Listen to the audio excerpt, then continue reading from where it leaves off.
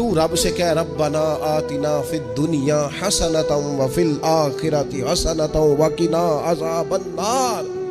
تو رب سے دنیا میں بھی حسنہ مانگ، بھلائی مانگ، تو آخرت کے لیے بھی بھلائی مانگ، تو اس سے عافیت کا سوال کر۔ تو نے یہ سوال کیوں کیا؟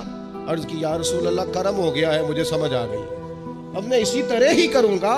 عزیز دوستو، ہم کہاں سہ سکتے ہیں؟ ہم دنیا میں رب کی سزا ہم نہیں سہ سکتے، ہم کمزور ہیں تو گرمی نہیں سہ سکتے، شدید سردی نہیں سہ سکتے، شدت کی بھوک لوگ نہیں سہ سکتے، کوئی آزمائش نہیں سہ سکتے۔ وہ جو لوگ بعض اوقات کہہ دیتے ہیں نا جی فلاں چیز ہمارے اعمال کا نتیجہ ہے، تو میں کیا کرتا ہوں، نہ کو یار ہم تو یہ بھی نہیں سہ سکتے، ہم کہاں برداشت کر سکتے ہیں، ہمیں تو وہ معاف ہی فرمائے۔ ہم حساب والے ہیں ہی نہیں، ہم تو صرف معافی والے ہیں۔ ہم سے نہ حساب پوچھے، اس نے حساب پوچھا تو پھر تو بڑی مشکل ہو جائے گی، اگر اس نے حساب پوچھا تو بڑی رسوائی ہو جائے گی، اگر حساب پوچھا تو مشکلات سامنے دکھائی دینے لگ جائیں گی۔